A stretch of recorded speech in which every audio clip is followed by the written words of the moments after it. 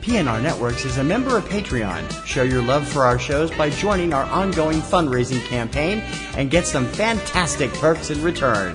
Check it out and become a Patreon sponsor. You can sign up at patreon.com, patreon.com/PNR Networks. And thanks for your support.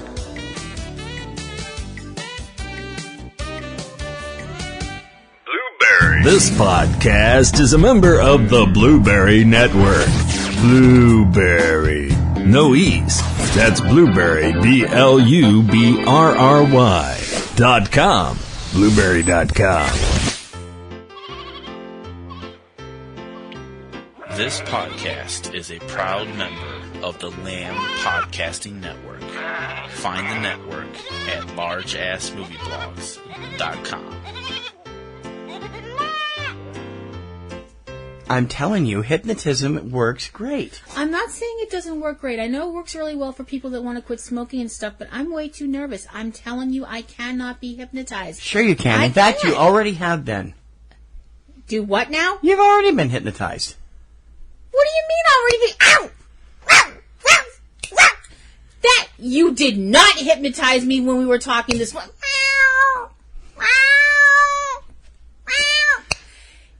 If you really hypnotize me, I am going to be so mad. I am going to be so... I could do this all day, folks. I am not happy right now. We got lots of good stuff on this week's Drive-In Summer. We're going to be heading out to the drive-in to catch Captain Underpants. Plus, we have a lot of other stuff going on right here, as always. Don't we? Yes, we do. And it's all happening under the stars. I'm T.C. Kirkham. I am Kim Brown. Get ready to hop in the car and get going for Subject Cinema's Drive-In Summer. Good evening, folks, and a hearty welcome to our Drive-In Theater.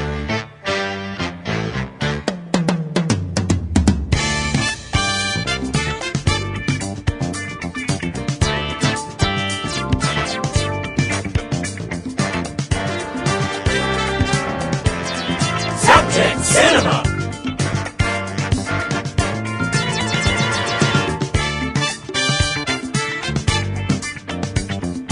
Drive-In Summer.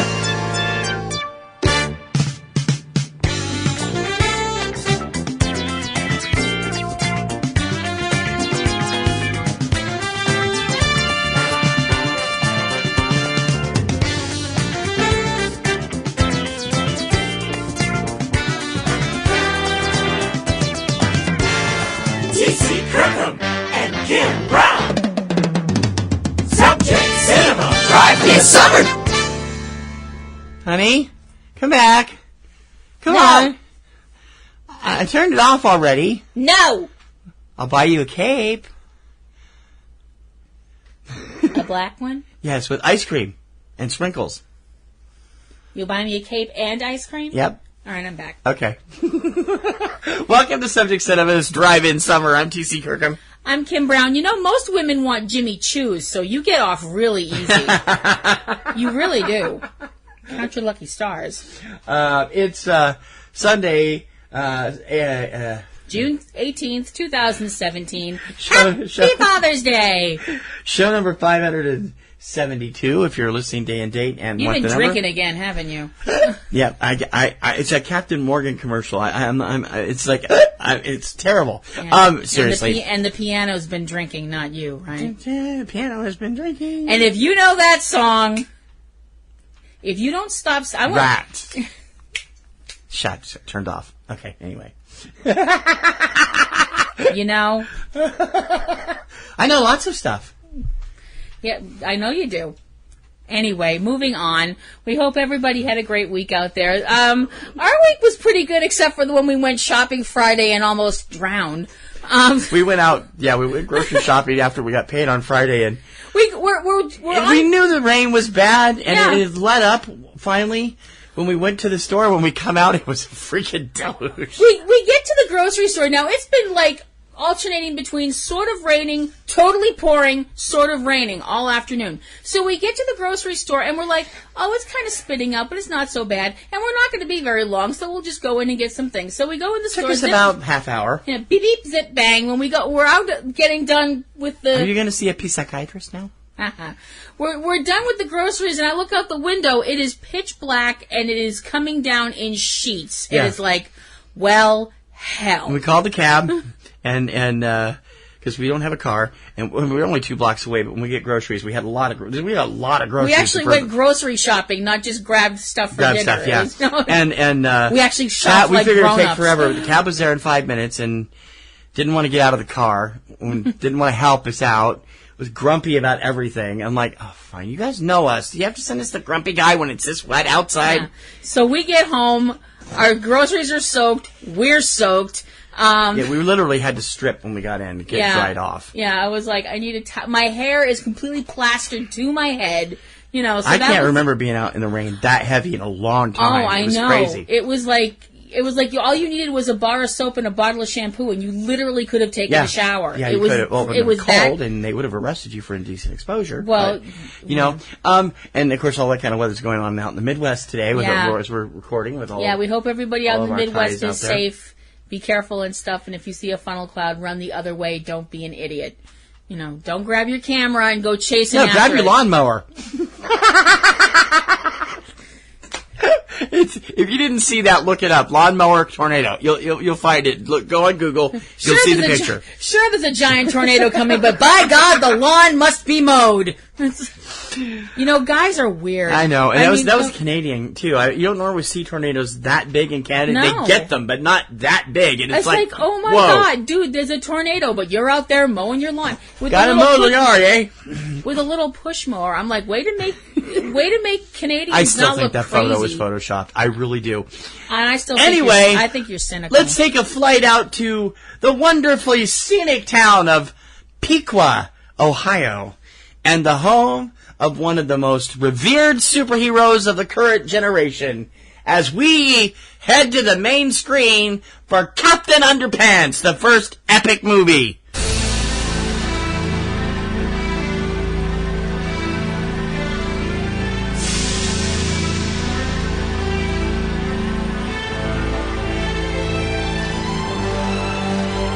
The main screen.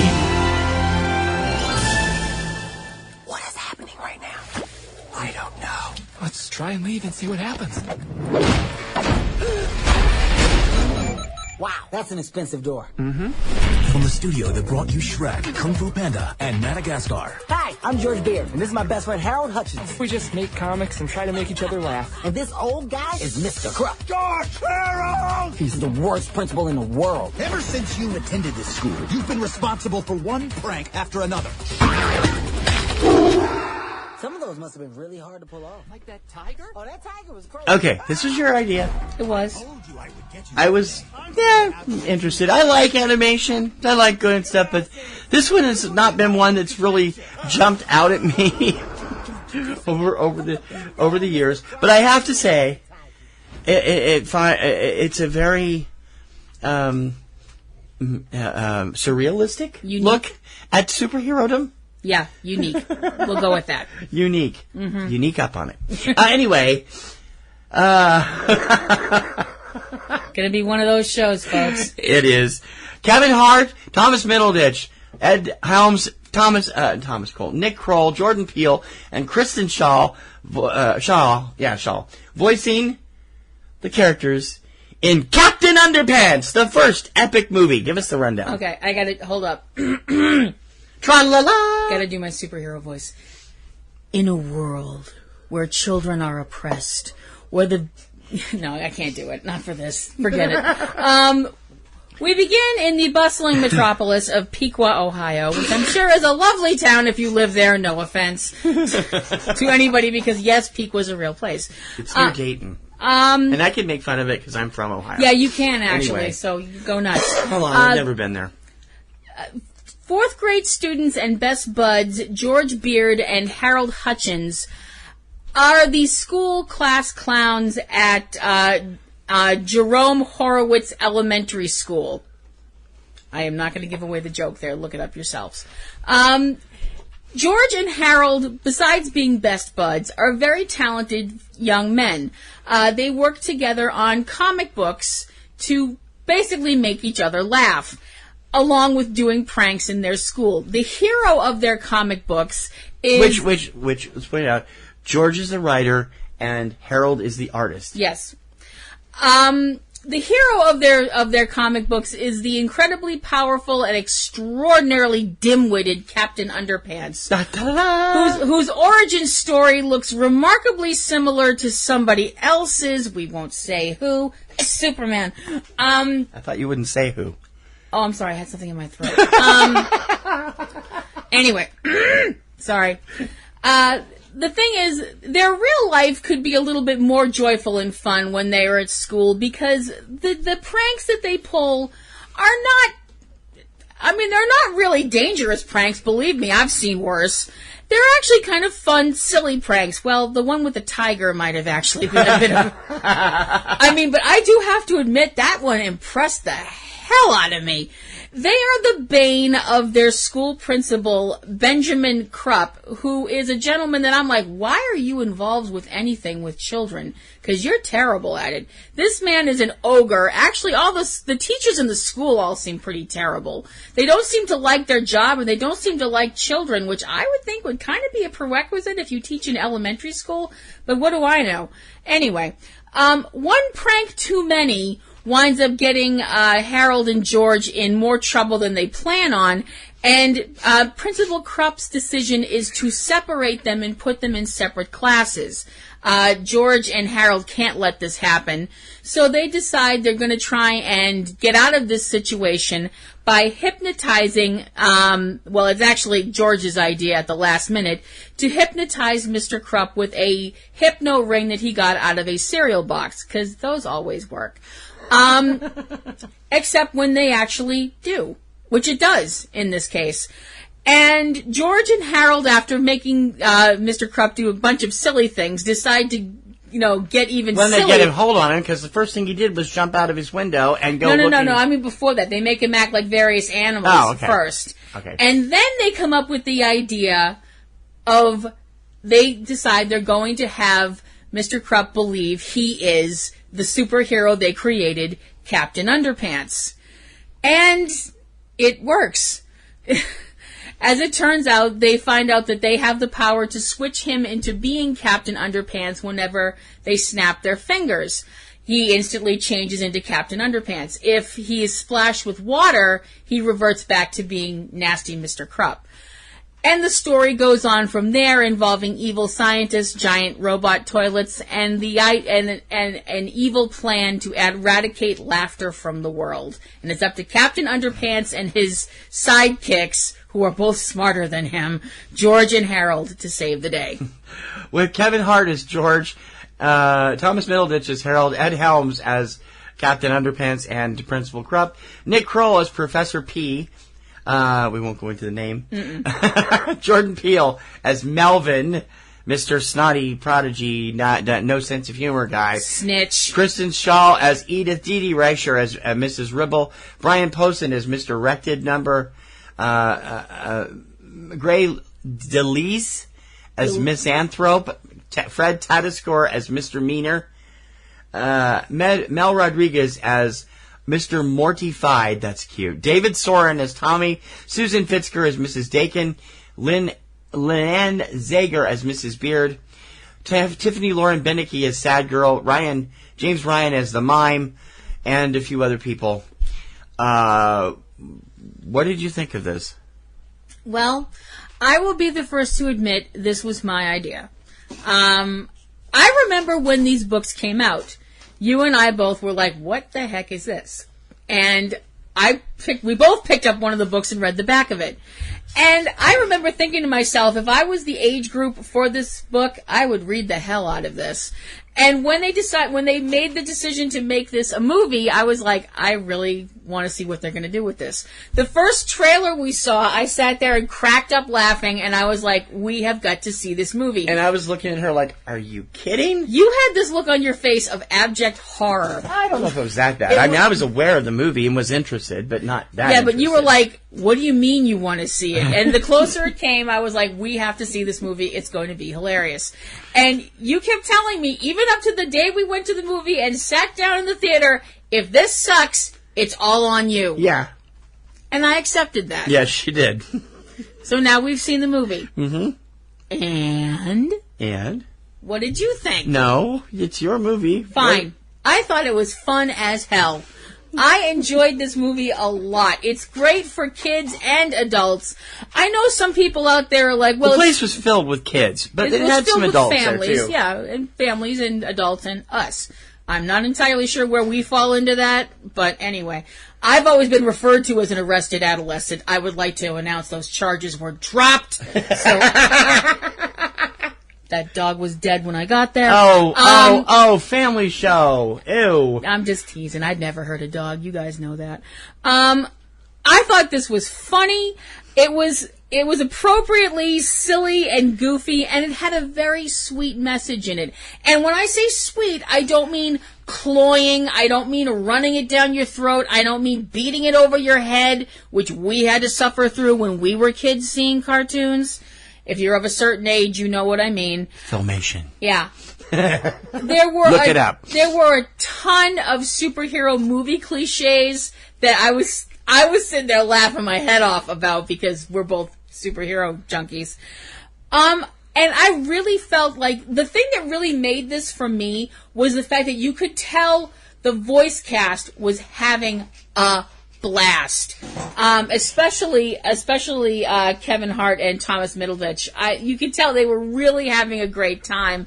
And also, I want to bring up Ed Helms as Mr. Krupp and Captain Underpants. Super fun. I think it was great. It wasn't perfect, but it was definitely enjoyable, and I had a fantastic time. I laughed so hard. I laughed harder than I thought I was going to. It's a lot of fun for kids and adults. So am I vindicated, or do I have to, bow in mea culpa for a week? Oh, I'm a huge fan of both Kevin Hart and Thomas Middleditch. I like them a lot. So that drew me in. Mm-hmm. I like both of them a lot, and I think both of them are very funny. Although Middleditch's Verizon commercials are starting to annoy me. But outside of that, no. The premise of this is so ridiculous, it's funny. One thing that really bothers me about this movie, and it's a little quibble, these comic books that these two boys are making end up in the hands of every kid in school. Do they own a printing press somewhere? Are they hand drawing 200 copies of this thing? They probably went and found the copy machine. In color? I don't know. It's changed a lot from the days when we went to school and they used the turny crank thing with the Mimeo. With the copy. And later on the Ditto machine. Yeah. School is in the rearview mirror for the both of us and getting further and further away. The best way for me to describe what I think of this movie is to say something that will connect it to something else. Okay.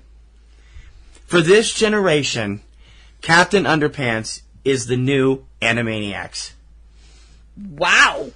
Oh my God, I loved this movie. Yay! I was laughing I was laughing myself sick throughout the entire film. It's just, number one, there is no existence of a fourth wall in this film. Oh no. Nope. And it is one of the most hysterical things you can watch. You hear about because you're watching it, and all of a sudden, George and Harold turn to the camera and start describing everything for the audience, and I'm like, wait a minute, what the hell's going on? The animation is brilliant. This is from DreamWorks. This is, it's kids animation done kids style, and yet it's fluid and really beautifully drawn. It has a better soundtrack than Guardians of the Galaxy, and it's just downright hilarious. Ed Helms as Captain Underpants is a freaking scream. And he puts every bit of sincerity, that old, inappropriate, and appropriate old Adam West style sincerity. Yes, into the character of Captain Underpants. But Adam's Batman had a gravitas to it. Yeah. Even though it was very stern and very straight, very straight edge. Yeah. That Captain Underpants lacks, which makes it just so much more funny. The whole thing with the mime and his solution for the mime being trapped in a box is just that was good, and the giant gorilla threatening people. This movie is going to appeal to anybody who loved Animaniacs or any of the early 90s Warner Brothers shows, even Freakazoid. And it's got a subversively funny and yet still sublimely sweet sense of humor. Mm-hmm. There's nothing terribly mean going on in this movie. No. The pranks are not that mean. They're funny, the tiger notwithstanding. Well, the tiger didn't eat anybody. No, so, we only saw 2 seconds of it. We don't know what happened. I love the bit where they're in Principal Krupp's office, and every breath he takes, his toupee flies up in the air, and then settles back down. I think that was the rotating fan. Actually. Oh, maybe whatever it was, but it kept coming up and down on his head. Freaking scream! I'm like, that was real. I mean, that's probably right out of the book. I'm not familiar with the books or not, but it's been a long time since I laughed that hard at an animated film, and it's definitely a keeper. What's your score? I give it a very strong B+. Really? Yeah. It's not perfect. I actually would have preferred it to have been a little longer. That's my big complaint. I'm like, I would have preferred a little more. I thought it was perfect, and I thought it was great, and I thought the music and everything worked together. Captain Underpants gets my first animated A+ of the year. Wow! Do not miss it, showing everywhere in theaters and drive-ins all over the country. And go back over and over again. You'll probably find new jokes like you used to do with Airplane. Yeah. Tra-la-la! Subject Cinema! Lively as summer! Want to know what new films are coming out this weekend? Hi, I'm TC Kirkham of Subject Cinema, inviting you to check out 3 Minute Weekend, our weekly roundup of all the new films hitting U.S. theaters each weekend. We've got the 411 on all the new blockbusters, indies, and video-on-demand choices for you each week. 3 Minute Weekend, every Friday morning, from Subject Cinema and eCinemaOne.com, a PNRNetworks podcast powered by Libsyn. Subscribe on iTunes or your favorite podcast service.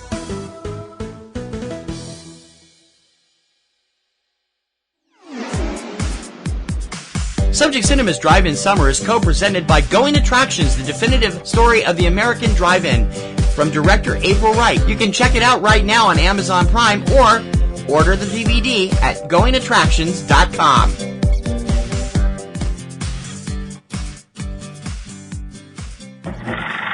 Going Attractions, the definitive story of the American drive-in movie. A new documentary available now on DVD. The collector's edition is loaded with special features. You can get Going Attractions in your snack bar now.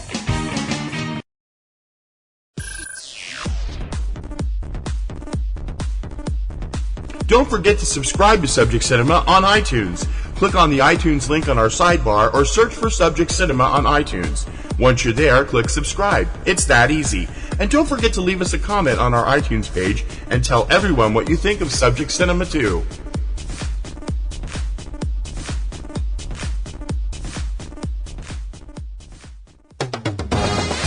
Subject Cinema! Lively as summer! Is the next step the transplantation of the human brain? The giant locusts have reached the Chicago South Side and nearby suburbs. Flag on the moon. How did it get there? That bird is extraterrestrial. Now that's ridiculous, Eulabelle. Jerry just tried to kill me twice in the last 5 minutes. Because all you of Earth are idiots. There are eyewitness accounts which state that monster scorpions have swarmed around the wreckage. B-movies.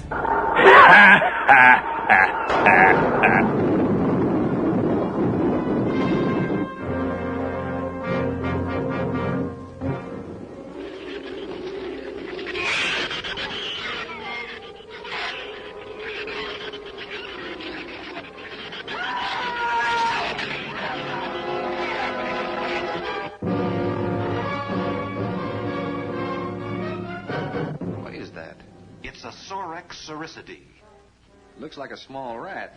Shrews as small as rats, perfect for scientific experiments, until they began to grow. Heading back to the 1950s drive-ins and some great crazy creature features on our Attack of the Bee Movies double feature this week.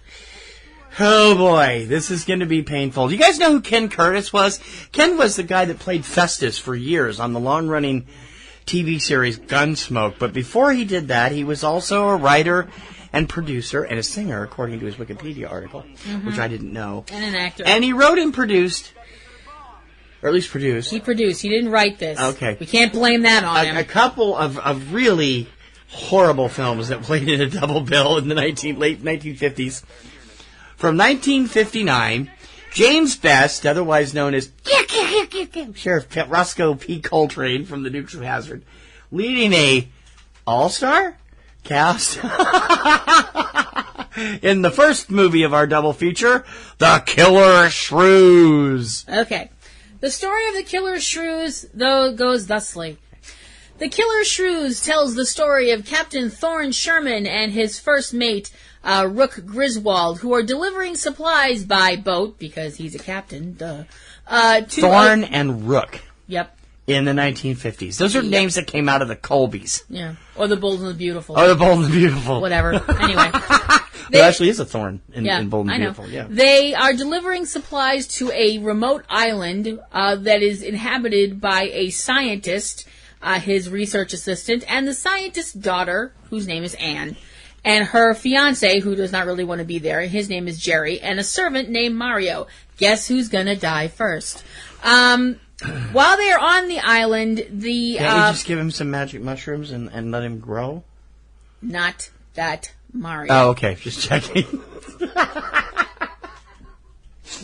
Go on. An approaching hurricane makes the captain and his first mate have to stay on the island, although Rook stays with the boat. The problem is that the island is inhabited not only by people, but by, dun dun dun, the Killer Shrews. The shrews were created by Professor Marlowe Cragis, who is doing research on a serum and using the shrews as test animals. The whole idea behind the doctor's experiments, now sit down for this one, this is going to hurt. Yeah. His whole thing was the idea of making humans half the size that they normally are in order to reduce world hunger. His theory was that smaller people will eat a less amount of food, and we won't have to worry about the planet running out of food. Now, why can't he make something that makes food grow? Yeah. Doesn't that make more sense? Or why not make better birth control, but then you start... No, don't go there. Anyway, moving on. Unfortunately, the bump in the road with the scientists' plans involved the fact that some of the shrews that he was experimenting on didn't get smaller, which is probably a good thing because shrews are pretty small to begin with. If they got any smaller, you probably wouldn't be able to find them. No. And then you might step on them or vacuum them up or whatever. The problem is that instead of getting smaller... They got larger and turned into dogs. Yeah. Well, hell, now you gave away the best part of the movie. Okay, sorry. The shrews, instead of getting smaller, got bigger. And apparently they got bigger and they also got a bit of an attitude problem. They escaped from the compound and went out into the wilds of the island and did what mammals do, according to the Bloodhound Gang. They wound up mating and producing more giant shrews. So now the island is getting rapidly overrun with these things. And it's putting the crew, it puts Captain Sherman and his first mate and the people on the island in danger as the shrews get bolder and start trying to break into the house, literally butting their heads against the side of the wood until the wood cracks. And it also turns out that shrews also have a poisonous bite, which certain shrews actually do in nature for real. So it's up to Captain Sherman to figure out what to do in order to get the people off the island and save them from the evil that is the Killer Shrews. Please give the cast list so I can shred this movie some more once you're done. Spoiler alert! With James Best as Captain Thorne Sherman. Can we call him Sherm? No. Stop that. Sick flash on you. Ingrid Gould. Oh, yeah, that'll take 2 years. Ingrid Gould as Anne Cragis. Ken Curtis himself as Jerry Farrell. Gordon McClendon as Dr. Radford Baines. Barouche Lumet as Dr. Marlowe Cragis. Judge Henry Dupree as First Mate Rook Griswold. Oh, my God. Is that where Chevy Chase's character came from? What? Griswold. No! And Alfred DeSoto is Mario. How about it? Oh, boy. What to say about this movie besides good grief? What to say about this movie? That would be good. That would be very good. And all right. We get it. James Best was Roscoe P. Coltrane. We get it. Sorry. I suck at it. It's the best I can do, but, you know. Anyway, this is another movie I remember from when I was a little girl watching Creature Double Feature, which I probably shouldn't have been, but I think as far as my parents were concerned, as long as she's not setting stuff on fire, we'll leave her alone. Well, did you show any inclination no, to do not that? really. No, I'm just fooling around. The Killer Shrews is a terrible movie. It is an absolutely terrible movie because when they decided to show the actual Killer Shrews, which I will actually give this movie a one-up on Teenagers from Outer Space because they didn't just use the shadow of a lobster, which they did use in Teenagers from Outer Space. They decided... That's a great film. What are you talking about? Really? And Creeping Terror. These are all great films. What are you talking about? Really? That's the hill you're going to die on? Really? Anyway... Kim, you're tearing me apart! Would you stop? Anyway. They decided that, since we won't do since apparently we didn't have enough money to do, the whole thing where they stand somebody in front of a screen and, run the projector behind it so it looks bigger and all that stuff, we're actually going to take some dogs, and we're going to throw rugs on top of them and stick these sort of walrus-looking tusky things in their mouths and have them be the Killer Shrews. Ta-da! Can you blame them for being mad? They were probably wicked hot and uncomfortable. I know, those poor dogs. Yeah. I have heard different stories about the kinds of dogs used. I have heard there's been people have said they used Boston Terriers. I don't think that's accurate because they look too large to be a Boston Terrier to me. Boston Terriers can get pretty big, though.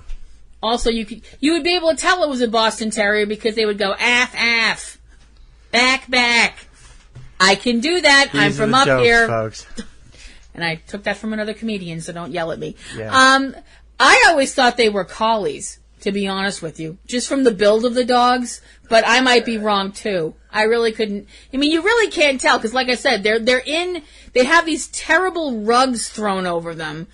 And it's just, this movie sucks. This movie is just so terrible. We get a 5th grade science class talk in the middle of the movie about what a shrew is. Which absolutely makes no sense, by the way, because... about what a shrew is, which actually, for once, I actually needed, because when I saw this movie, I had no idea what a shrew was. Mm-hmm. And then I was like, oh, that's a shrew. Oh, they're little and cute. Oh, neat. I want one for a pet. And then it was like, oh, well, no way. I don't want one for a pet. They're poisonous. All right, never mind. This is a terrible film. And 5 years ago, they made a sequel. Yes, they did. Return of the Killer Shrews was made in 2012 with James Best reprising his role as Thorne Sherman. Bruce Davison along the ride for the role of Jerry, who we didn't see die in the first film. Right. And no, actually we did. I think we didn't see him actually die. We saw him being attacked. We didn't see him die. Okay, all right, that's fine. John Schneider and Rick Hurst, who were best co-stars in Dukes of Hazzard for years, were also a part of this. Yeah, Bruce 54 years. Bruce Davison taking the role of Jerry. Ooh, Senator Kelly, why? I know, it's like Ken Curtis was a good actor, too. I know. So. Yeah, this is the longest gap between the original film and a sequel. Don't anybody ever do that again. And we haven't seen, by the way, if you haven't seen it, it has also been Misty. We've seen both versions. Yes. And trust me, the Misty version makes it a lot more tolerable, although it's longer because the movie's only 64 minutes. According to Wikipedia, the kind of dogs used were coonhounds. Okay. And they did use hand puppets in some of the close-up shots. Mm-hmm. They could have used sock puppets. It would have looked more realistic, probably. This movie is terrible. And opening with that on the same double bill, another film produced by Ken Curtis, and another film that has been deservedly mistied, has it not? I'm pretty sure it has. I'll check. But we've seen both of them, if it has been. Cause I'm pretty sure we did, didn't we? I think it has actually, been. Yes, it has been. Yeah, the same season, actually, This one, with Don Sullivan, Fred Graham, Lisa Simone, Shug Fisher, and Bob Thompson, starring in The Giant Gila Monster. Yep. Also from 1959, The Giant Gila Monster tells the story of a giant Gila monster, which is attacking... He wants to tap dance in Hollywood. No? What? What the hell are you talking about? Oh, brother. Anyway... A giant Gila monster, which is terrorizing the southwestern part of the United States, because that's where Gila monsters live. I mean, you want a really interesting movie, you would have set it in Connecticut. That would have been really funny. Anyway, and it's up to a bunch of intrepid teens to try and defeat this heinous beast, which is developed at what? You gotta do that. You can't just say that with a straight face. What? Intrepid teens. Teenagers. Dr. Evil quotes. Snark. Yeah, some teenagers, they look like they're 2 months away from going through the change. Okay. Well, it's not Vulcan Lady. Anyway. It's a shorts thing. Go ahead. Anywho. The skeptical police actually come around pretty quickly in this film for a change. And the Gila monster manages to nom on a couple of people before it actually gets found out what the hell is going on. And it winds up crashing a local dance hall where all of the town... See, I told you he wants to go to Hollywood and tap dance. I'm getting the Death Star. I better stop doing that. One of us is trying to actually take this seriously. Guess who it's not? Attacking the B movies. They're not supposed to be taken seriously. Anyway. So all of the town's, kids are gathered here for something called a sock hop. Apparently this is something people used to do. Ew. I know. That'd be kind of gross, actually. The socks are hopping around. I don't think that's what it means. I'm not entirely sure. Apparently it was some I don't think you're using that word right. Apparently it was some sort of mating ritual or courting ritual done back in the 50s. I don't know. I wasn't born yet. They brought a televised version to TV. It was called American Bandstand anyway. Oh, that. Oh, dancing for old people. Yay. Oh, you bitch. That's mean. Anyway. So it's up to local teen Chase and his hot rod to try and save the day with his hot rod packed with nitro, to try and destroy the 70-foot or so giant Gila monster. Please read the cast. With Don Sullivan as Chase Winstead, Lisa Simone as Lisa. Hey, there's an original name. Oh, I know. Fred Graham is Sheriff Jeff. Ooh, Sheriff Jeff. Shug Fisher, or Shug Fisher, I don't know which it is, as Old Man Harris. Bob Thompson. Wasn't he on an episode of Scooby-Doo, Old Man Harris? I mean, isn't that like Probably. They pulled the mask off? Bob Thompson as Mr. Wheeler. Janet Stone as Missy Winstead. Ken Knox as Horatio Alger Steamroller Smith. Man, that's a mouthful. Gay McClendon as Mom Winstead. Don Flournoy as Gordy. Cecil Hunt as Mr. Compton. Stormy Meadows as Agatha Humphreys. And Howard Ware as Ed Humphreys. Plus Pat Reeves, Jan McKinnon, Jerry Courtwright, Beverly Thurman, Clark Brown, Grady Vaughn, Desmond Doog, and Sanka, Yolanda Salas, Patricia Simmons, and Angus G. Wynn III as Dumb Teen. That's nice. Oh, really? Oh, God. If you thought Killer Shrews was bad, you haven't seen the giant Gila monster. Right. See, the thing about the giant Gila monster is now with a lot of these giant fill-in-the-blank movies that they did in the 50s and 60s, occasionally they would actually use an animal that, if it was a giant-sized animal, it would actually be quite frightening. Now, a giant Gila monster sounds like it's something that actually would be rather scary, since Gila monsters are lizards, and some people have this hang-up about lizards, and it's also one of the only poisonous lizards in North America. That and the beaded lizard, I think. Besides snakes, obviously, but snakes are a whole different thing. The thing is, Gila monsters are not exactly the fastest moving creatures on the planet they either. Can go fast if they want to, but then most of the time they just kind of amble. Most of the time they don't want to. Kind of sashay across the sand. You know, it's like... They can't talk all of a sudden. I swear I have not been drinking. They're kind of loping, actually. They kind of have this loping kind of, I'm going to get there when I get there kind of a gait. Well, I suppose that's good. They would look kind of stupid doing the Pappy Le Pew all over there. I mean, and while the whole slow, determined killer stride works really well for Jason Voorhees and Michael Myers, that's about it. It doesn't really work well with anybody else. Certainly not with a giant lizard. Because all of the scenes where they have the giant lizard are mostly scenes of the giant lizard, you know, where everything else is obviously very small, because you can tell they've taken an actual giant, they've actually taken a lizard and put it on top of something small to make it look big. And it really shows. You know, this movie is awful. The lead... I think my idea is better. What idea? Gila monster on his way to Hollywood to tap dance. It makes a lot more sense. The lead, Chase Winstead, played by Don Sullivan, is this... I don't know what they were going for with this film. This was the time... He was a likable sort. He was likable, but he's also, got the kind of tormented teen thing happening, the whole, my parents don't understand me, but I'm... And the sheriff's always keeping an eye on him for some reason. Because he's sensitive and plays rock music and plays guitar. It's like... they did this already. It was called Rebel Without a Cause, and they did it so much better than you. It's like, please don't try and, inject, teenage ennui in my monster movie. I don't need it. Just show people being eaten and I'm fine. So, boy, what can you say about this movie other than the fact that it's 74 minutes long, which is 73 minutes too long. Yes. These movies were both financed and produced by Gordon McClendon, who was a Dallas drive-in theater owner. So there's our tie-in. He knew the product. McClendon shot these movies around in and around Dallas, shot back-to-back with Killer Shrews, and they were both films saluted as the first films shot and produced in Dallas to premiere as double features. And unlike most double features, they got national distribution, which is pretty interesting. Yeah. And it doesn't make them any better, but it is interesting. No, it doesn't make them any better. Yeah. If there ever was a true set of drive-in films from the 50s that were deserving of Attack of the Bee movies, it's the Killer Shrews and the Giant Gila Monster. If you've never seen either one of them, they are both misted. You can get them on Amazon and Netflix.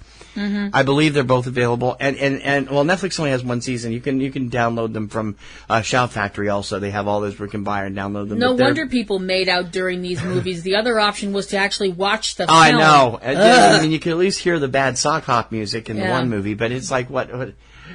Check them out if you've never seen them. Enjoy a good laugh, and maybe they can all join hands with they can form a rock band called Gila and the Killer Shrews.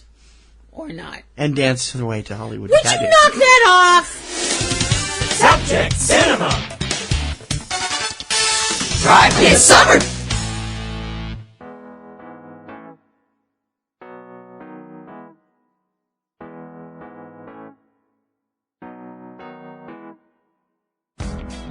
eCinemaOne is your choice for great info and commentary about the world of film and entertainment. Daily trailer postings, the latest news and film reviews, commentary about the state of the industry, the weekly Subject Cinema and 3-Minute Weekend podcast, and so much more you won't believe it. New material is being posted daily, so join us each day and see what you're missing out on. Once you visit, you will always be back for more. eCinemaOne from PNRNetworks, eCinemaOne.com.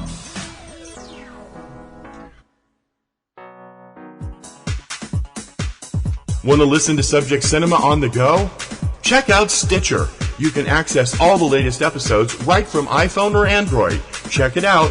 Click on the Stitcher logo on our sidebar or go to Stitcher.com and search for your favorite PNR Network show. Get started today. Subject Cinema. Drive this summer. Casey Kirkham and Kim Brown.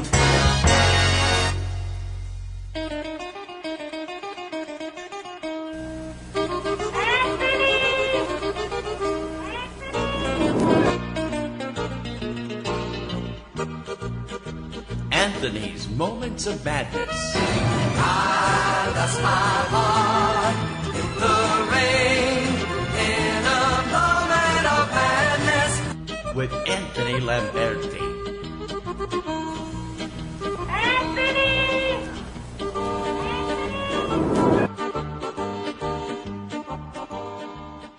Hey everybody, Anthony here, and on Anthony's Moments of Madness, I'll be talking about my experience at the drive-in. Now, I haven't been to the drive-in in over 20 years, and it's not because I don't want to go to the drive-in, it's just because I can't get to a drive-in theater.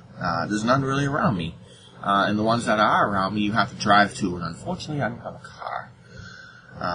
So, I used to love just going to the drive-in.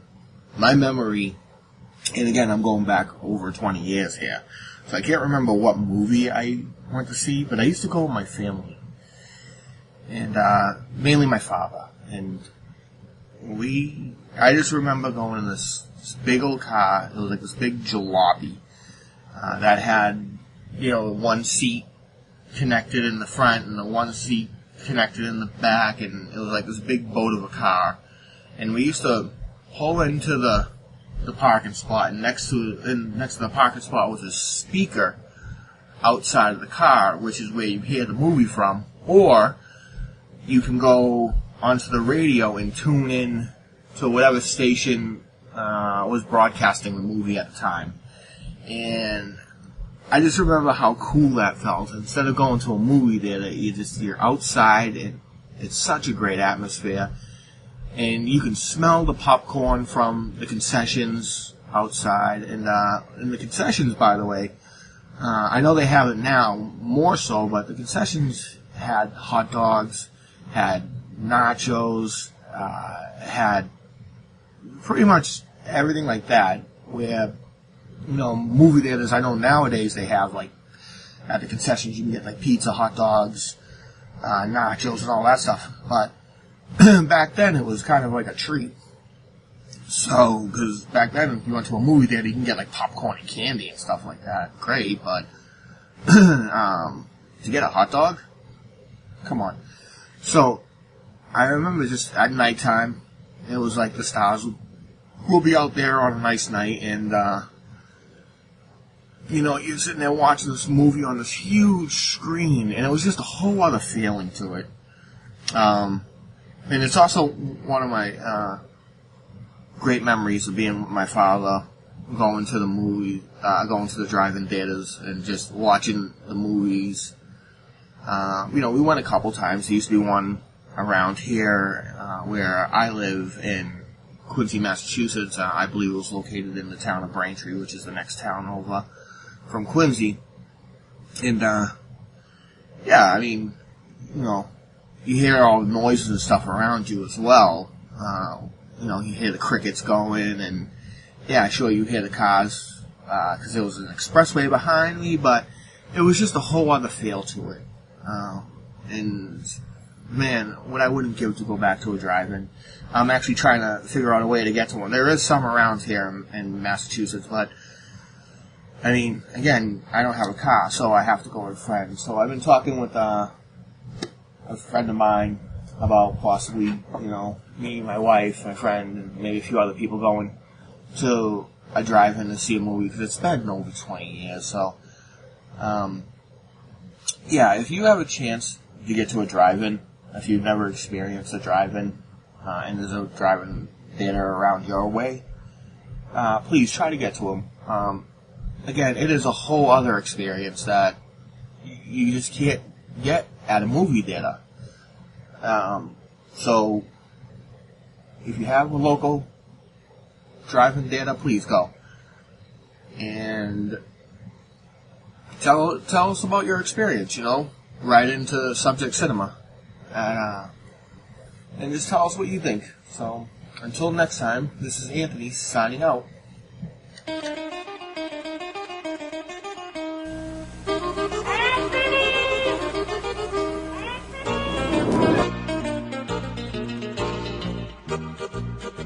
Anthony's Moments of Madness. I lost my heart in the rain in a moment of madness. With Anthony Lamberti.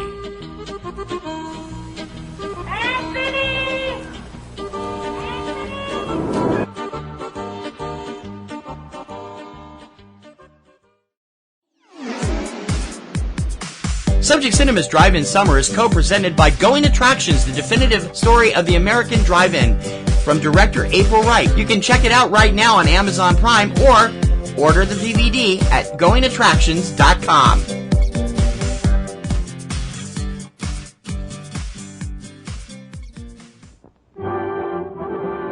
It's intermission. Rise and stretch time. Time to refresh yourself and visit our snack bar.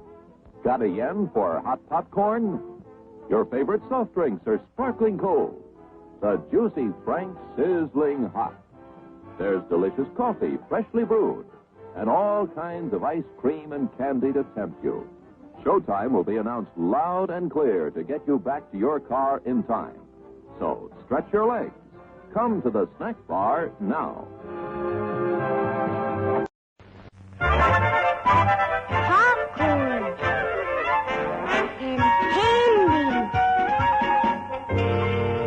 Yum, yum. Oh, boy. And an orange, too.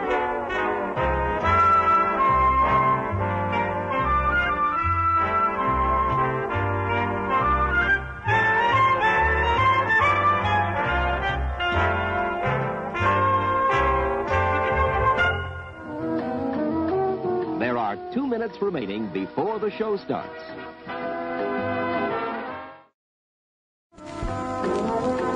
The show will start in 1 minute. We saw somebody murdered. Some sort of ritual across the river. A girl got stabbed. 20th Century Fox presents Race with the Devil, starring Peter Fonda and Warren Oates. There was nowhere they could hide. You've seen this. There was nothing they could do but run and fight and race with the devil. Race with the Devil. Rated PG. Parental guidance suggested. The show is about to start. Thank you for your cooperation. Enjoy the show, and please come back and visit us again. Subject Cinema. Drive-In Summer.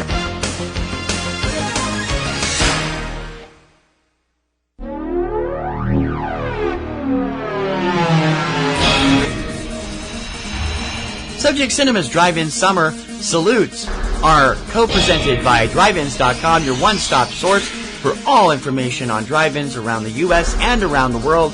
You can find it at drive-ins.com.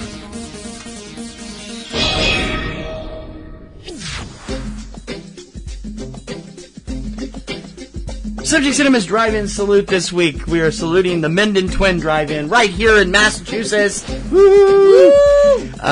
Located at 35 Milford Drive in Minden. It is a twin theater with 2 screens. It has been in operation for 63 years. They are generally operating from late March through mid-November, weather permitting, which is just crazy. Their slogan is USA's most beloved drive-in. I don't know how they know this. Well, because no one else has that title. So. They are one of only 3 drive-ins left in Massachusetts. Yeah. The other 2 are in, well, it's fairly close in Leicester, and there's one on the Cape at Wellfleet. Mm-hmm. They are they have all kinds of stuff. The beloved Andelman brothers, Dave and Dan, yes, of Fandom Gourmet. If you're in the Northeast, Fandom Gourmet is the local foodie show on the. It's now independent, but it's still connected with Channel 4. Mm-hmm. We've made so many wonderful discoveries from Fandom Gourmet, and half of the fun of the show is Dave and Dan. The Andelmans purchased the Minden Twin in 2014. Having been to the drive-in as children, they're excited to continue the tradition of movies, food, and fun with 2 first-run movies played on the 2 biggest movie screens in the state. They do special events throughout the year. They did a Grateful Dead at the Movies show in May, where they showed a Grateful Dead concert movie. They also, throughout September, show retro films like Jaws, Raiders of the Lost Ark, double features, and in October, all horror movies plus their haunted happening stuff right through Halloween. And they also book private parties throughout the year. That's great. You can have a birthday party or whatever. Yeah. Their snack bar is decorated as one of the best in the state, in the country, actually. Not surprising considering who owns it. They serve gourmet food. They did before the Andelmans bought it.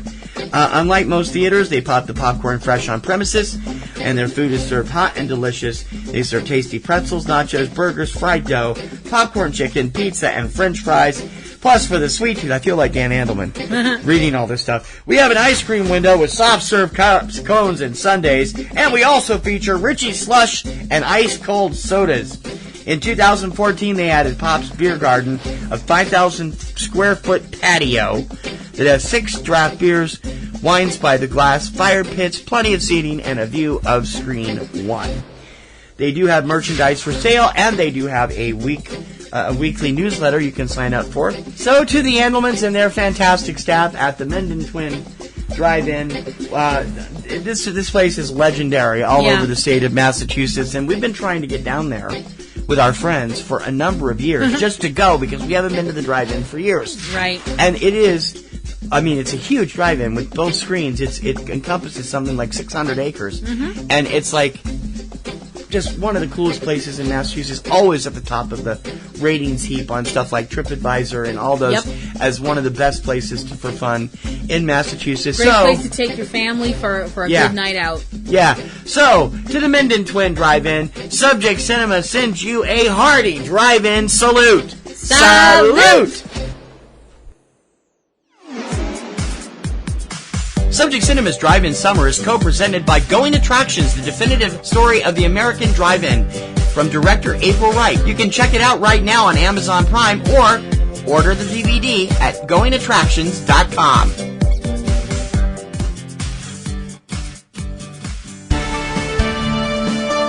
The best movies!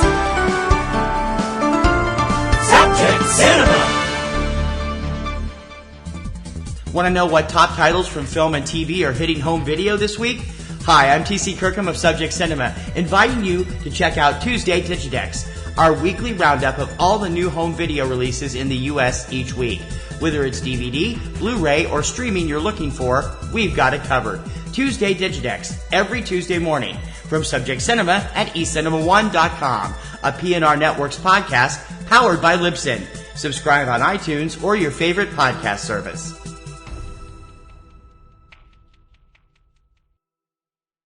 Na na na na na na na na na na na na na na Pee-wee. And holy rusted metal, it's Aunt B too. Hi, I'm Aunt B. Join myself and Pee-wee every week as we cover comic books, comic stuff that's happening on TV, comics in the movies. And we'll be doing it all in our tightest tights and our capiest capes in our secret lair. Comic Grotto, where 2 guys light up the bat signal. www.comicgrotto.com. Subject Cinema! Drive-in Summer!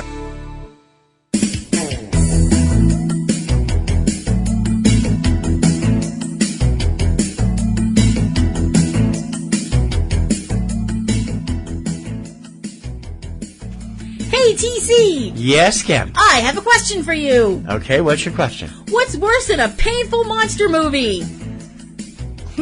What's worse than a painful monster movie? I don't know. What's worse than a painful monster movie? A painful and boring monster movie. So there's no tap dancing Gila monster in this one. No. What the hell is with you and the tap dancing Gila monsters, man? You're freaking me out. We're headed back to the moon in our 13 report as we check out the denizens in the new season of Mystery Science Theater 3000 and their treatment of their presentation of 1967's Korean monster kaiju film, Yongari, Monster from the Deep. I want to warn you ahead of time, it was so spectacularly boring that I actually fell asleep during the last 20 minutes. I could still hear it. I wasn't completely asleep.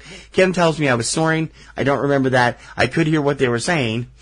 And the Wikipedia article for this film, it's not right. It's just flat, plain out, simple. Somebody is editing it without any knowledge of what they're doing. So anyway, go ahead. Yongari Monster of the Deep from 1967 is yet another example why people should leave kaiju movies to Japan. Although American ones aren't so bad. No, but although Tohai Studios did help out with the with some of the filming and funding for this, if the article is correct. Yeah, piece of dreck. The story of Yongari Monster from the Deep, and they never say from the deep of what. I always assumed it was from the deep ocean, but apparently it's from deep underground or whatever. I don't know. Deep 13. No, it's not Deep 13. Oh. Well, actually, this week it would be Deep 13. No, it's Moon 13. No, they're not Deep 13 anymore. They're Moon 13 now. Oh, that's true. What this is actually deep hurting. A lot of this film is taken up with the fact that people in Korea apparently think that other people are fascinated with watching people get married and, watching little tiny fake-looking spaceships go up and down. Because we're sitting there watching this movie and watching little kids play with dangerous scientific instruments as a prank? Yeah. This is another movie where for anybody who thought that Japanese... excuse me. For anybody who thought Japanese movies that had short pants kids in it were annoying... beg your pardon. They have absolutely nothing on Korean monster movies who have short pants kids who are even more annoying if that's humanly possible. Yes, it is. And actually showed up in this. This movie had me sitting there going, monster, monster, monster, monster, monster, after about 5 seconds about that. When the monster actually does show up, I was freed from the earth after a nuclear test again, which caused an earthquake again, which frees Yongari to run amok and run around crazy and knock over stuff and cause panic through Korea. Panic, panic, panic, run, run, run, panic, panic, panic. That's what we were getting, the usual scenes like you would normally get, including people carrying some weird crap on their head. Somebody looked like he was carrying a street sign. Yeah. A few other things. I didn't see any toilet seats or anything. No. Amazingly. But amazingly enough, not. People are supposed to be carrying what they need to leave, and apparently so everybody only needs one thing, because that's all people were carrying in their arms, except for the one person that had a baby. I was like, well, that's nice. They didn't leave the kid behind. Yongari is apparently some sort of a dinosaur thing, whatever. Terrible. That was released from the center of the earth, who dines upon... Ceratosaurus terribilis. Yeah, right. The terribilis was my idea. Whatever. He apparently drinks gasoline or oil. Whatever.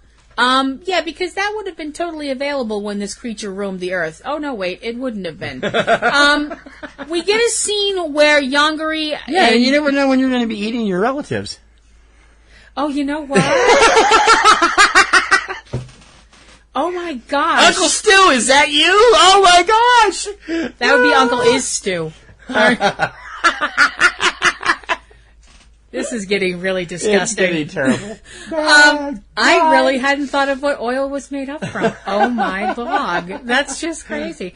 We get a scene where, for some reason that they never explained at all, Yongari has a little moment with the little boy in the film, whose name is Icho, who I wanted to just slap.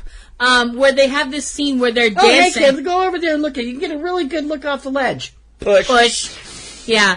Where they're dancing. I thought the kid in Mothra was bad. The kid in Mothra drives me crazy. This kid, please. I'd rather listen to the singing Twit Twins again. Oh, stop it. I like the Peanuts. Knock it off. The end of the film involves the fact that, like, cute little dance scene notwithstanding, the people of Korea have decided that Yongari must go, and they figure out that what can hurt him is a refined version of ammonia. So they dump it on him from a helicopter, and he dies. In one of the most prolonged death scenes I have ever seen in a kaiju film, where I felt absolutely nothing. Now, I'm the sick bastard that sits there at the end of Gojira and bawls their eyes out. I'm the same person that sat there in the middle of the Coolidge and sobbed during the original King Kong. Yeah. I'm sitting there watching the end of this film where Yongari dies in a pool of water. We see his leg twitching and his tail thrashing back and forth, and all of a sudden there's blood in the water, which looks more like the monster's time of the month. And I'm going... I'm not even going there. I'm going, nope. Not feeling a thing. This thing is just hideous. I was so bored by the first hour. I mean, admittedly, we had a large meal for dinner last night, so I was kind of sleepy when we started watching anyway, but I was just drifting in and out, watching, kind of opening my eyes and going from about the 2/3 mark on. The miniature work in this movie is terrible. It looks like toys. I mean, even more so than the Gamera and the Godzilla films, which use toys, but they make it try to look good. Yep. These were terrible. The monster is goofy looking. Although he's still not Reptilicus. No, he's not Reptilicus, and he's not the giant claw. But you can... Oh, God, the giant claw is hysterical. But you can actually see the tube in the monster's throat where the fire is coming out. Yes, he breathes fire. Which makes no sense at all. Because, I'm sorry, if he breathes fire... Why does he drink oil? Wouldn't that make him burst into flames the second? Does he have a continuing pilot light in his stomach that makes him burst fire out of his mouth or something? Or what? I don't know. He's consumed by guilt, so he's consuming his relatives as he walks the Korean countryside. Could you not try and turn this into some existential Swedish movie or something, please? Well, you won't let me do that. You won't let me do a tap dancing lizard. You won't let me do anything. Jeez, okay. Anyway, moving on to the Misty portion of this because we needed something for this film. Yes. The original... They got some good stuff in this week, too. They did. And the one great thing you missed because you had zoned out. The prologue is Jonah and the bots talking about the things they dream about. Crow talking about how he dreams about electric sheep. Except he's not an android. No, he's not an android, so I call foul. The invention exchange was actually a really good idea. Jonah talked about how the frustration that a lot of people have at work, where we all want to do that one thing we see in the movies and sleep with the boss's wife. No, not that thing. The other thing where you flip over your desk because you're angry. Well, we all know you really can't do that because... A, you'll get fired, or B, you'll get a hernia. Plus, it's a mess to clean up. Yeah. So Jonah came up with the tiny desk, which, you get angry and you flip over this tiny desk that has a bunch of tiny objects. You're not angry anymore, and it doesn't take you very long to clean it up. Kinga's invention is a little bit less good. A business deal has been struck between Moon 13 and a San Francisco coffee maker by the name of Todd Hitler. So now we have Moon 13 presenting Hitler coffee. Mm-hmm. She thought that was in terrible taste, and I'm sitting there in hysterics. There were so many jokes I could have made, but I'm like, I can't do this. I could feel my mother standing behind me going, "Don't you dare." So, anyway, the other segments that were involved with the show were Jonah being ticked off by the way astronauts were portrayed in the movie. Tom deciding that he wants to create a nightclub called Yongari Nights. No. That was terrible. Jonah and the bots wondering what it would be like to have a monster for a friend because of the connection between the little boy and Yongari. Jonah wanted to be friends with Frankenberry. I'm like, okay, what? Frankenberry? Yeah. Really? I'm sorry. Me, myself, personally, I would love to hang out with Godzilla. We'd have a grand old time. Segment 5 was actually really interesting because the song that they sing, the bots and Jonah, and actually pretty much everybody else, except certain people who were in the arms of Morpheus, that would be him, were upset by the end of the film because the monster's death is actually quite upsetting. I mean, I saw the song at the end of the film show. I didn't think you were paying attention. I was paying attention. The song is called Push Past the Hurting When a Movie Hurts Too Much. Mm-hmm. And the crazy thing is, you and I have both been there. About serious films. We have both seen films that Last are like... 3 films we went to see until yesterday. Yeah. She ended up a puddle of mess. Yeah, but the thing is, I actually wouldn't follow that up because I'd actually see all those movies again, even though I would still cry. I'll never sit through this again. But we've both seen films that are so difficult to watch, and they're serious films, we would never want to see them again because they're so taxing on your spirit. I mean, a film Unfinished is a great film.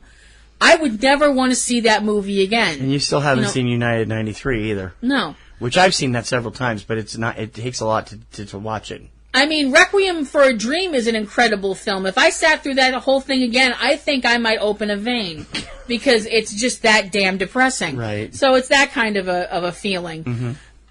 I know I say this every single week, but boy, is it true for this one. The people over at Mystery Science Theater 3000, those good folks, put up with so much for our entertainment. For this film, you guys should receive a knighthood, a Purple Heart, sainthood, a pony, whatever. Whoa! It is not The Apple. This movie is way more watchable than The Apple. If they watch The Apple, then they can have knighthood, sainthood, and all that stuff. But they're not doing that. They're just watching Yongare, and it's like, you think this movie is better than The Apple? Yes. Don't you?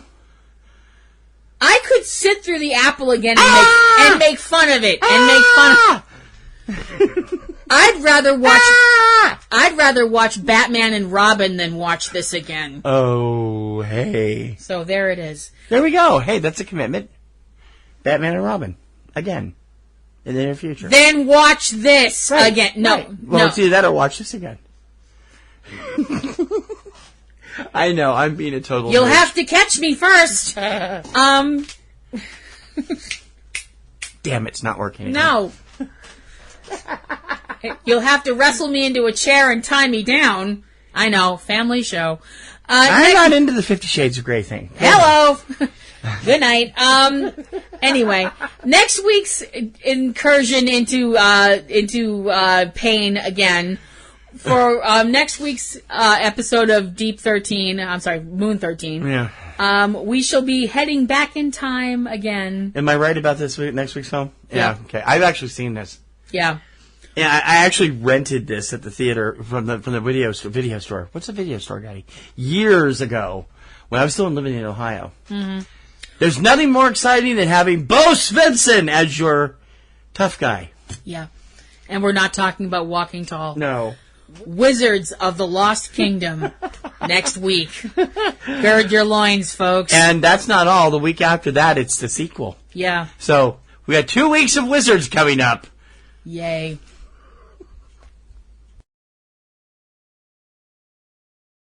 Subject Cinema. Drive me a summer.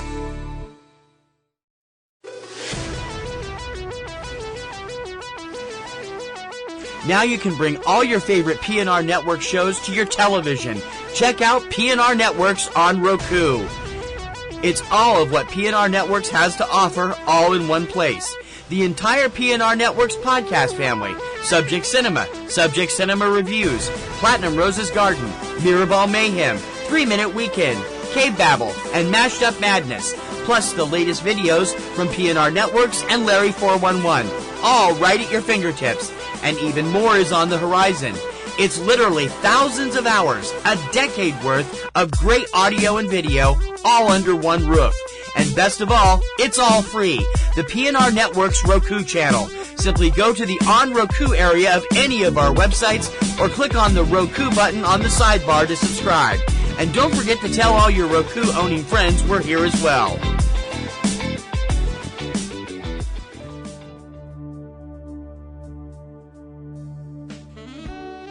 eCinemaBoston is your best choice for all the latest news and info about happenings in the world of film here in the hub of the universe. Local theater listings, ticketing info, reviews of local venues, spotlight on Boston actors, the latest film shoots, and a whole lot more. If you're in the Metro Boston area, you need eCinemaBoston from PNRNetworks. Once you visit, you will always be back for more. eCinemaBoston.com.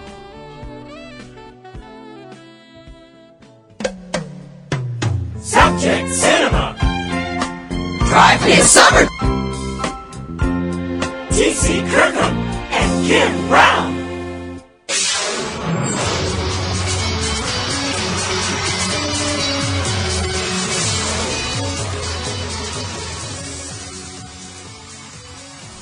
It's summertime, and that means America's Got Talent is back on the air, and I'm a big fan. So is Kim. We watch it every weekend. It's like a lot of fun. So we missed the rundown last week. We totally forgot about it. So yeah, going to hit weeks 2 and 3 right now, and just kind of go over some of the stuff on there. They've had some interesting stuff so far. Yeah, they have. They've had some really talented people. They've had some really scary people, but they've also had some incredibly talented people.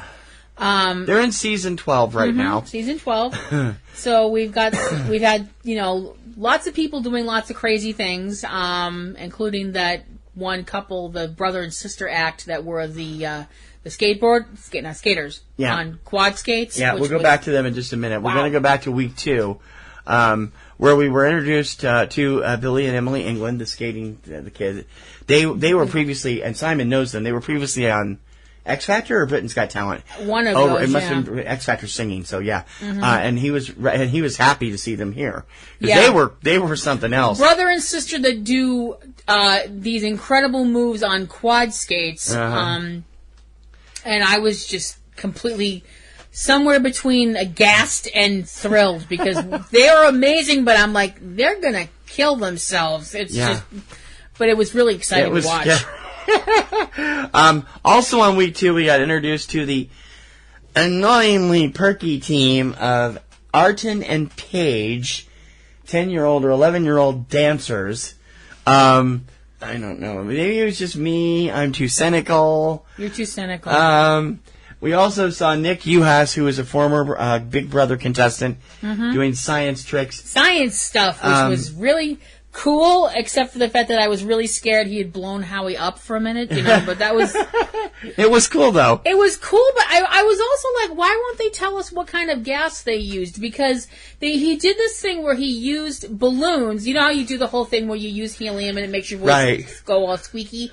He had the judges inhale from these balloons. And it made it go and it makes you sound like Darth Vader. Yeah. And I'm like, that is awesome, but they didn't say what it was. I'm like, that... It's probably something available over the counter, and they don't want kids huffing on it. Yeah, Chase Garing, a great young singer who had actually appeared on the X Factor US a few years ago when he was even younger, but blowing everybody away on that second show. Mandy Harvey, she took Simon's golden buzzer for this season. Mandy is a singer. She's pursuing a singing career. And she is 100% deaf. Yes. She went deaf due to an illness, and so has... Yes, she has... She uses a pitch meter on her phone to get the right pitch. Oh, my God, this girl has a voice from heaven. She does. I don't know how. She is... that takes hella training. Yeah, she was going to school for music, and unfortunately...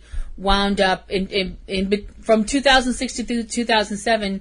She lost her hearing due to a genetic condition that was also exacerbated by medication she had been taking because of knee surgeries, and she was rendered completely deaf, and it did not stop her. She is an amazing singer. She plays the ukulele. She is proof that you should never, ever give up your dreams. The Diavolo, is that how they said it? Dance troupe performing on this rocker thing that was just amazing. That was nuts. They had some great stuff. Inspirational stuff again this week from a singer. What was her name? Ketchy. I've forgotten the last name and it's not listed here. Ketchy was one of 2 survivors of a plane crash in Nigeria a few years ago. Yes, very terrible plane crash. And what a wonderful voice. Yeah. Just amazing. Colin Cloud kind of drove you crazy. Colin is scary. He's going to be a finalist for sure. Colin is frightening, and I mean that in the nicest possible way, sir. Please don't get in my head. He is I don't know if you call it a mentalist. He's a mentalist. Yeah, his stuff is spooky. It's like spooky as hell. He is really, really great. The Golden Buzzer this week went to a young man named Christian Guardino. He is a singer. That came from Howie. Yes. So Heidi's the only one to give it, hasn't given it yet. So yeah, Christian has this incredible voice. He was talking about how nervous he was, and you would never know it. And again, there's another big sob story there. And I mean, it's not to put it. I mean, they ring out. This is like Queen for a Day. Sometimes they tell the heartbreaking story. Christian only recently regained his sight after being almost completely sightless for most of his life. Yes. And I'm like, wow. Yeah. And oh my God, what a voice this kid has, though. It's really amazing. He was blinded because of illness and got his sight back because of I think they said stem cells or gene therapy. Yeah, gene therapy. Yeah. So we have the formerly blind singer versus the deaf singer. Yeah. So far. And I want to know if they can tell the formerly blind singer can go talk to dancer Benjamin Yonatan. That would a couple be awesome. years ago. That would be awesome. Benjamin was amazing what he could do he only had a pinprick of vision. Yeah. He was 14 years old. Amazing dancer. That would be awesome. Also this week, Howie was incredibly bitchy when it came to the Air Force Academy singing group. Oh, I know. In the stairwell, and he waited till the last 5 seconds to buzz them. He didn't like them. Everybody else loved them. Daniel Ferguson, that's an original idea when it comes to impressions. Oh, I know. Well, actually... What was the song? Cake by the Ocean. He was singing Cake by the Ocean as various cartoon characters. I've actually seen people do that on YouTube. Several people have done that on YouTube where they pick one song and they sing them as different characters. Yeah, but he was transitioning from Goofy to Mickey Mouse to Scooby-Doo to Peter Griffin. Oh, Kermit the my Frog. God. If I never hear Kermit the Frog sing Cake by the Ocean again, it's not that he wasn't terrific. He was terrific, and that's what made it so damn disturbing. And of course Mel B saved Dancing Pumpkin Man, which I thought was really funny. Yeah. She got on stage and said, "I'm not going to leave until somebody changes their mind," because Simon and Heidi didn't like him. It was kind of stupid, but it was funny. Trust a Brit to organize a strike. Huh? Oh, stereotype. Sorry. Oh my goodness. There were a lot of other people as well, but I think right now we are really seriously getting some top-notch. All 3 of the Golden Buzzers so far this season really have a shot at being in there in the finals. I think so at too. The end. It's really bad because we're only in week 3 so far. I know. And it's like, oh my gosh, I want all and these people to win. And there's still 4 more Golden Buzzers to come from the guest judges when they come through. So it's like, it's going to be crazy. And I mean, the dog act didn't do that much for me, either one of them. The second week had the dog that counted. Yeah. Which was pretty impressive, but it's not a 90-minute Vegas show. No, not really. And we already had a dog act win AGT. The Alade Dogs won in season 7. So it's like, are you kidding? I just get uncomfortable. I'm not. And these were all but one poodles, which was weird. I get uncomfortable with animal acts. That's just me. It's just I get uncomfortable with all animal acts. I just worry about the animals. This year's really been, to quote Howie, as we say, he says every year, the best season of AGT so far. Howie, you're becoming AGT's version of Tony Schiavone. Knock it off. My God, there's a name from the past. I am thinking Tyra is starting to feel a little bit more comfortable. as the new host of the show, and it looks good. But as I was saying, the 3 golden buzzers have been out there that were really good and have a shot at being in the finals. That goes along with Darcy Lynn Farmer in the first show. Yes. I also keep my eye on Merrick-Hanna. If he can do what he did in that first show. Merrick is a 14-year-old dancer. Yeah. And he was so amazing. Just terrific. And we both fell head over heels for him. His talent is just unbelievable. He's just so darn cute. He's such a sweet young man, and he's such an amazing dancer. He's a ringer. He's already been on the junior version of So You Think You Can Dance. And you fell head over heels for the Clairvoyants last season. I did. I'm wondering if we're having the same vibe again. From Colin Cloud? Yeah. Yeah. Clairvoyants stunned me by finishing second place last season. I was like, whoa. Because, for a second, I thought they were going to win. I'm like, it comes down every year, and it comes down to the Clairvoyants and Grace Vanderwall. I'm like, anybody can beat Grace, it's these two. They're scarily impressive. Mm-hmm. And they now have their own headline act in Vegas, by the way. So it's like, wow. AGT every Tuesday and repeats on every Friday of that week's show. Throughout the summer, we'll bring you updates, as we always do, because we know America's got talent. We do.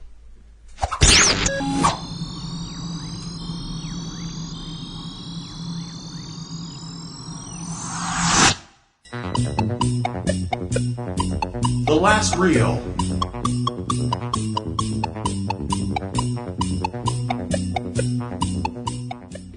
Hey, we had a double feature earlier. Now we got a double feature on the last reel this week. We do. I want to say a quick story about Adam West, who we lost a week ago. Yes. Adam was known for his particularly funny sense of humor, and he lived most of the last 20 or 30 years of his life in the small ski resort town of Ketchum, Idaho. Mm-hmm.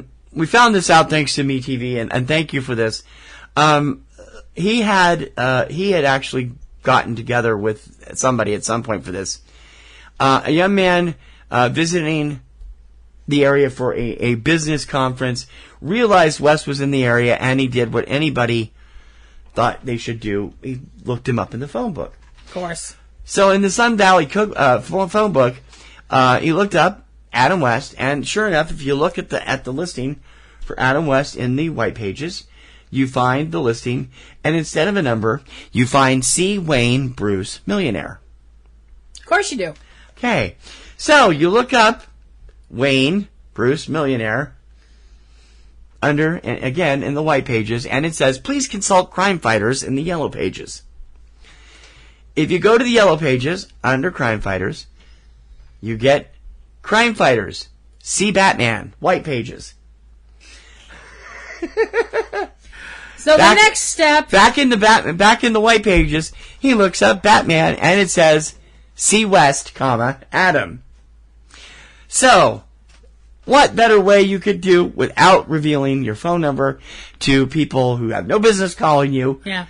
Than to really give them a laugh as they go through the phone trying to find you. You create this Mobius strip of a prank, and it's just so Adam West. It's just absolutely perfect. And Los Angeles toasted him on Friday with a 12-hour bat signal on one of the tall buildings in Los Angeles. Yeah. And that was really sweet. We're going to miss Adam. He was great. That was really beautiful. You have a great wedding story. I do. I have a wonderful wedding story. This is June, of course, which is the traditional month. June is busting out all over.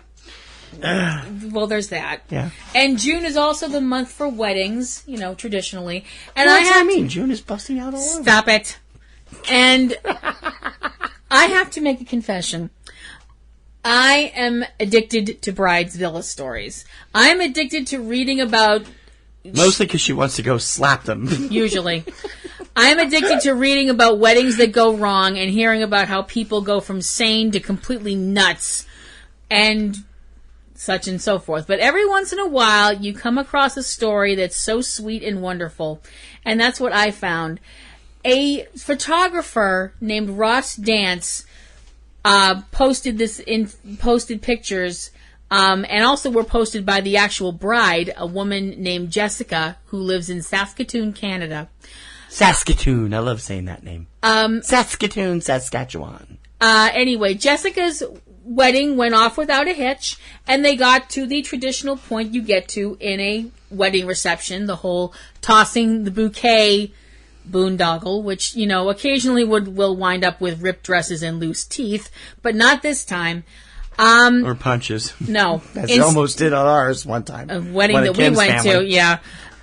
Instead of doing the traditional bouquet toss, Jessica turned, walked over to a friend of hers who was one of her bridesmaids, who was also named Jessica, and told her to turn around. And when this lady turned around, there was her boyfriend down on one knee with an engagement ring. Jessica, the bride, and Jessica's now fiance, the other Jessica's fiance, had worked this out. And Jessica, the bride, had absolutely no problem with her wedding reception also becoming this couple's engagement. She made a statement where she says that she doesn't think that people need to be, quote, greedy about love, end quote. She says, quote, my best friend was starting her love story. I didn't even think about that being me giving up my day. I have love, and I want people close to me to have love too. Don't go into the whole my day stuff with me or you. I'm sorry, I got something in my eye. No, you don't. You're just crying. That's I'm normal sorry. for you. That's really beautiful. It is nice, isn't it? That is really, really beautiful and sweet. You often hear about how people today are more selfish and more me and stuff like that, but this just shows there are really decent, lovely people out there. And to Jessica, who is the bride, I wish you and your husband many years of love and life and happiness together. And Jessica and her much fiancé, much better job than most of the Bridezillas Kim sends me stuff about. Yeah, and to Jessica and her fiance, the same thing. And that's a great double bill last reel for this week. Yay! Subject Cinema. Drive me a summer. Before we mosey on out of here, we want to remind everybody, thank you, and thank our co-sponsors, our co-presenters on all of the summer stuff we're doing, our drive-in summer.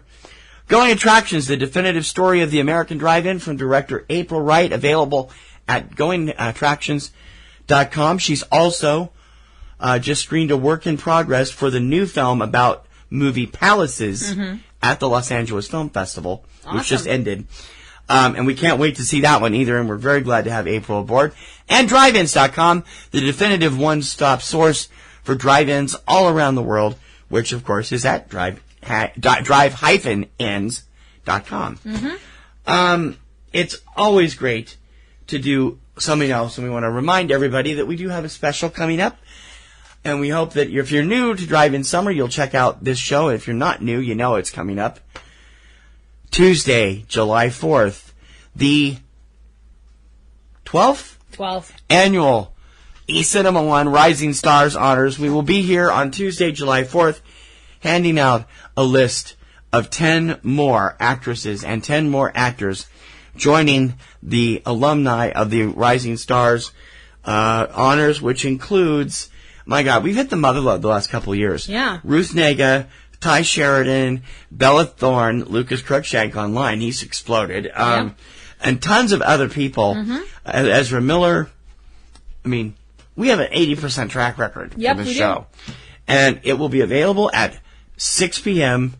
Eastern Time on... No, that's wrong. Scratch that. Forget that. Erase that. It will be available at noon Eastern Time. 3 Pacific... no. I got it wrong again. Noon Pacific Time, 3 p.m. Eastern Time on Tuesday, July 4th. I'll get it right one of these days. I don't know. It must be the shrimp. You haven't had any shrimp. I had shrimp on Thursday. It's Sunday! Anyway, we want you to check that out. And don't forget to join us every week. Welcome back to Anthony Lamberti. Yeah. Happy to have him back on the show with Anthony's Moments of Madness. His new show, Comic Grotto with Aunt B and Pee Wee, is debuting this weekend, as I just said, and is available at comicgrotto.com. They are above anything else. They are both huge comic fans, and this show is going to be a lot of fun. Plus, we want to apologize. We know Front Row 5 and 10 has still not shown up. All month long it was supposed to be up, and I'm having a great deal of difficulty with this new challenge, and I'm still going to get it done. It will be up Thursday, I'm telling you. It will be up. It has to be up. Otherwise, Professor P is going to come after me. I'm going to be in lots of trouble. Would you... oh, boy. Plus we have... It's a long day over here, folks. Platinum Rose's Garden is currently on hiatus because Supernatural is on hiatus. But you can come check out my show, my most recent show, which... What? That sounds a lot like Uranus. Hiatus, Uranus, same thing. Shut up. Anyway, would you knock it off? What? I'm sorry. I'm interrupting her precious Supernatural plug. Yes, you are. Anyway, I did put up my final show of the season, looking back at season 12 of Supernatural, looking back at the episodes, and giving my review of the whole season. I will be doing something later on this summer, hopefully some little special episodes here and there. I do have an idea that I want to kind of kick around a little bit. I'm working on it right now, and that I want, but I hopefully come and check out my earlier shows if you'd like over at PlatinumRosesGarden.com. Also, Eric and Valerie Lyon and their show Cavebabble. Every weekend at Cavebabble.com. Movies, games, TV, odd foods, and a lot more. And they're fun from their Missouri perspective. They've had a heck of a summer so far with storms like crazy. But they did have a great drive-in show a couple weeks ago and continue to do some stuff. And there'll be more segments from Eric and Valerie throughout the summer here as well. Don't forget to check out our mini shows. Tuesday, Digidex on Tuesday has the rundown of all the home video releases, including DVD, Blu-ray, and on-demand streaming. And on Friday, 3 Minute Weekend brings you the new theatrical releases coming out, both wide and in limited release. And you can get both of those at eCinemaOne.com. And don't forget to check out eCinemaOne and eCinemaBoston, our websites, with all kinds of cool stuff, plus a few other sites we have out there. But those two pertaining to movies, eCinemaOne, everything, eCinemaBoston, the Boston movie market, and we hope that you'll enjoy what you see at both of those, and it's simply eCinemaOne.com or eCinemaBoston.com. I'm a little slow on getting Marquee Mix back up. I have a reason. There's a little bit of a loophole. I have to see if I can figure out what I'm doing there, just to make sure that I don't do all this work only to have it fall flat in 2 months. But we'll see what happens, and Marquee Mix will be back shortly with all kinds of great movies and movie music, and we hope you'll stick around and watch eCinemaOne for announcements on that. Don't forget, by the way, in case you haven't noticed, Subject Cinema has no advertising except for the advertising we do for our own stuff and our fellow Lamb Podcasting Network. We have no formal commercials, we have no anything, and we don't have advertising on the site. This means we make no money, so we need your help to get to where we need to be. We have a lot of plans for expanding the site, and a few months ago we launched a Patreon campaign, and it hasn't gone so well. Right now, we're in need of a new laptop, and a new computer, and a new soundboard, and a number of other things, and it would help us out greatly if you could please come on board as a Patreon supporter. $2 a month is the minimum. Not much at all, but you can go up to $100. We have all kinds of cool perks along with that, including free gifts, free DVDs, free movie passes, and a few other odd things here and there. And we hope that you'll take the time. Don't look at your neighbor and say somebody else will do this. Make the commitment. Tell people you love us. Tell people you listen. Become a Patreon supporter. Get your name on the Patreon supporters list. And be a part of helping our dreams come true so we can help bring all the best coverage to you. This supports all our sites, all our shows, and will help support getting you more and better, bigger coverage of film festivals, film premieres, all the new releases coming out, maybe a Supernatural con or two, podcasting cons, and all kinds of stuff. Patreon.com/PNRNetworks. Please donate. I think that says it all. And on that note, let's fly on out of here. After all, I gotta be somewhere. I got tickets to see a tap dancing a lizard in Hollywood.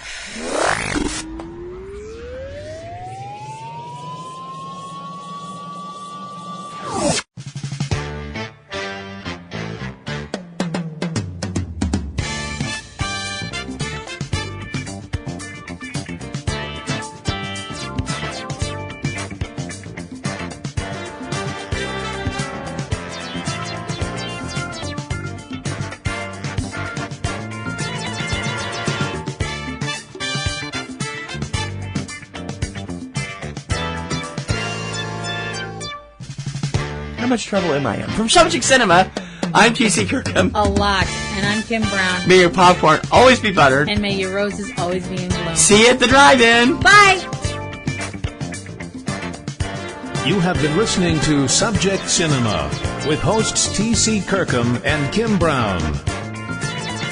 Subject Cinema is produced by PNRNetworks, Boston, Massachusetts, which is solely responsible for its content. Subject Cinema is recorded and produced using Sony Vegas products. Subject Cinema is copyright 2017 by PNRNetworks under a Creative Commons license. Check out a new episode of Subject Cinema every weekend. Until next time, this is Bob Taylor for Subject Cinema, and we'll see you at the movies. That's all.